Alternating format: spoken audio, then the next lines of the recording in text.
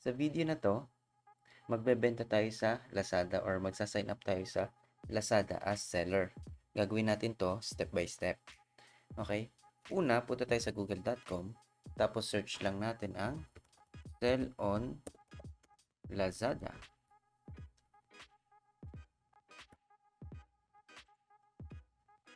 Okay, ito.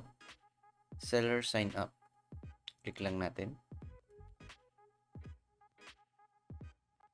Tapos, scroll lang natin pababa. Pipili lang tayo dito. Marketplace, Lazada Mall, and Lazada Fresh. Itong Marketplace, kahit sino pwedeng mag-sign up daw. And then itong Lazada Mall, only registered brand owners.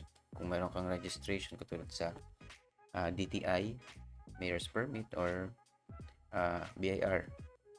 And then itong Lazada Fresh, ito ay mga pagkain. Mga fresh goods, yung mga napapanis. Okay? Dito lang tayo magsa-sign up sa Marketplace. 0% commission fee. Anyone can sign up. Free access seller tools and campaigns. And then, ang requirement lang niya ay one valid government ID. Okay? Bakit Lazada? Kasi, ang mga Pilipino kasi, tingin ko, we trust Lazada na and komportable na tayong bumili ng kahit anong kailangan natin sa Lazada kasi naka-experience na tayo bumili sa kanila. Unlike pag gumawa tayo ng sariling online store, may doubt tayo na baka hindi dumating or baka scam or anything. May doubt tayo sa isip natin na can we trust that store? Ngayon, sa Lazada, we already trust the store, kaya ilang clicks lang, nakabibili natin at dumadating sa atin yung mga produkto na in-order natin. Okay? Click natin tong sa marketplace, itong sign up now.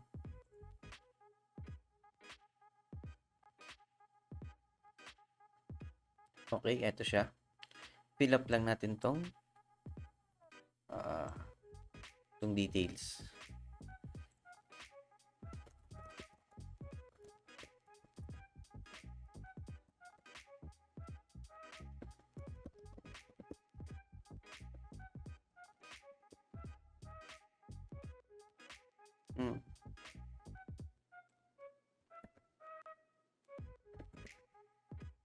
Okay?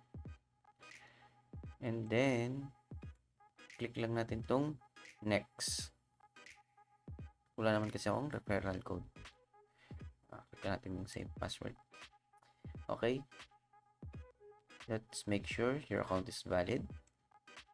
Ilagay lang natin yung number natin. And then, okay, get niya 0. And then, verify. Click natin ng next. Oh, what happened? May verification code.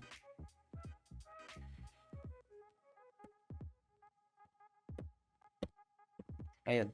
Nag-send ang Lazada ng code sa cellphone natin. Doon sa registered number natin. Okay, click natin ng next. Baka maubos pa yung oras. And then, shop name. Shop name. For example, Laguna Shoe Manufacturing. Yan. And then, click lang natin ang Start My Business.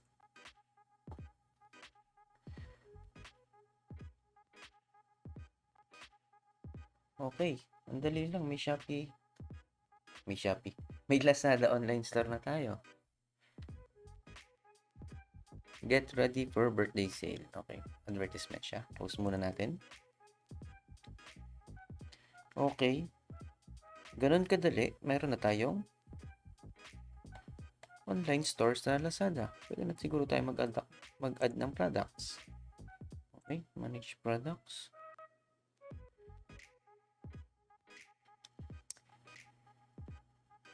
Okay, pwede na tayo mag-add nga ng products sa Lazada.